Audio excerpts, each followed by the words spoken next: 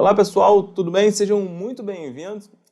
Agora nós vamos falar um pouco sobre uma questão que caiu na OAB em 2011, mas é uma questão que permanece muito atual. É uma questão que trata sobre a figura do empresário e da capacidade e do impedimento. Então vamos lá para a tela para a gente ter uma noção de como isso é cobrado em prova e como isso pode cair na sua prova da OAB. Vamos lá!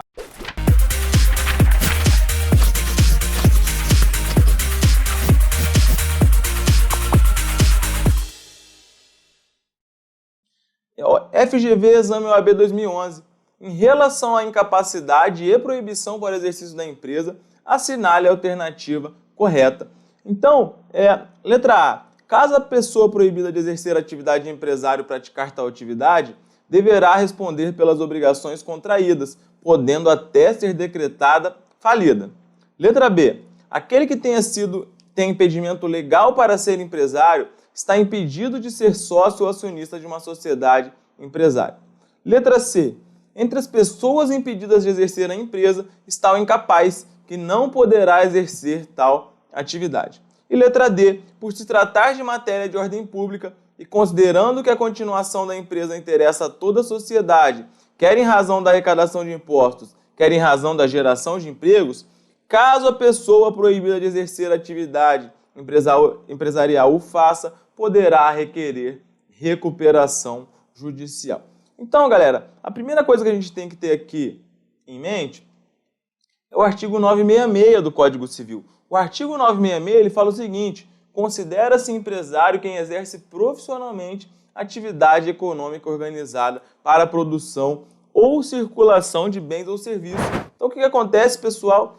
Nós temos hoje vigente no direito empresarial a chamada teoria da empresa. E o que a teoria da empresa fala? Que é empresário quem exerce atividade econômica organizada para a produção ou circulação de bens ou serviços. Vejam que qualquer pessoa que exerce atividade econômica organizada, tá? Ela organiza fatores de produção de modo profissional, ou seja, leva aquilo como uma profissão, como uma coisa habitual, tá? Como seu ofício. E para produzir bens ou serviços, ela vai ser considerada empresário. Tá? Então, essa é a regra prevista no artigo 966. Só que, para que determinada pessoa seja considerada empresária, ela tem que atender duas regras. Essas regras estão esculpidas no artigo 972 do Código Civil, que fala o seguinte: podem exercer atividade de empresário os que tiverem em pleno gozo da capacidade civil e não forem legalmente impedidos. Então, essa regrinha aqui, o pleno gozo da capacidade civil e não ser legalmente impedido, elas devem ser acrescidas à regra prevista no artigo 966, tá bom? Então, o pleno gozo da capacidade civil, o artigo 5º do Código Civil, ele diz que se dá aos 18 anos. Então, em regra, você pode ser considerado empresário a partir dos 18 anos, beleza? Então, a partir dos 18 anos, você já pode ser considerado empresário. Só que existem aquelas questões, aquelas exceções no parágrafo único, que é o caso do menor emancipado. O menor emancipado também poderá ser considerado empresário, beleza? Então, para ser empresário, você tem que atender os requisitos do artigo 966, atividade econômica organizada de modo profissional para a produção de bens ou circulação de bens ou serviços, beleza? E tem também a questão do artigo 972, que é ser capaz, e aí você vai remeter ao artigo 5º do Código Civil, que é, em regra, aos 18 anos, exceto aqueles casos de emancipação, quando pode ser um pouco mais cedo, né? E ainda não pode ser legalmente impedido.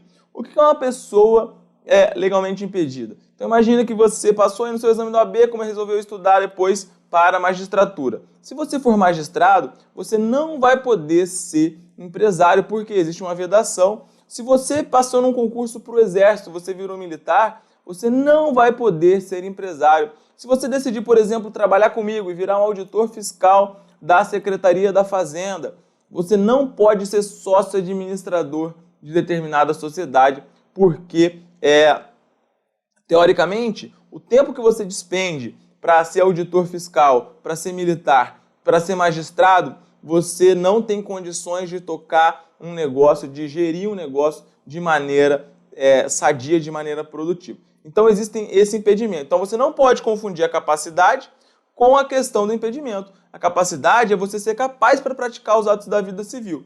Agora, o impedimento é uma pessoa que ela é capaz, mas ela está impedida de realizar a atividade de empresário por algum motivo. Mas o artigo 973 fala o seguinte: a pessoa legalmente impedida de exercer a atividade própria de empresário, se exercer, responderá pelas obrigações contraídas. Então, galera, se a pessoa ela está impedida de exercer a atividade própria de empresário, mas ela o faz, ela vai ter que responder. Porque ninguém pode se beneficiar da sua própria torpeza no direito. Então eu, Gabriel, resolvi prestar determinada atividade de empresário.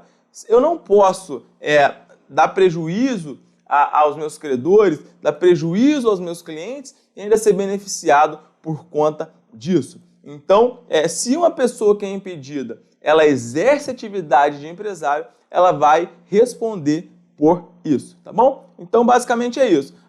Mas aí tem mais uma questão, que é a seguinte: existem exceções, existem casos que estão previstos no artigo 974, em que o incapaz, ele pode dar continuidade ao exercício da empresa, tá? Então, aqui nós estamos falando no caso do empresário individual. Tá? Essa regra é aplicável ao empresário individual, não é para a sociedade empresária. Tá? Então, o incapaz nessa hipótese, prevista no artigo 974, ele pode dar continuidade ao exercício da empresa. Tá? Então, vejam que continuidade é diferente de dar início. Dar início não está previsto aqui, tá? No artigo 974. E o 974 fala o seguinte: poderá o incapaz, por meio de representante ou devidamente assistido, continuar a empresa antes por ele exercida enquanto capaz por seus pais ou pelo autor da herança. Então aqui a hipótese é o seguinte: determinada pessoa ela era capaz e aí depois ela se tornou incapaz. Então nessa hipótese é uma incapacidade superveniente, poderá haver continuidade da empresa, tá? Ou então os pais ou alguém deixou uma herança para o incapaz e aí havia uma empresa. Então, nesse caso, o incapaz também vai poder continuar aí o exercício da empresa. Só que existem alguns requisitos e esses requisitos eles estão previstos no artigo 974 do Código Civil, no parágrafo 1º, que fala o seguinte: olha, nos casos desse artigo, precederá autorização judicial. Então, o juiz tem que autorizar, tá? O que mais que tem que haver? Exame das circunstâncias e riscos. Então, o juiz vai fazer uma análise dos riscos e também é uma análise da conveniência para continuar a empresa. O que mais? Então você tem que saber também que essa autorização ela é revogável. O juiz pode revogá-la a qualquer tempo, tá?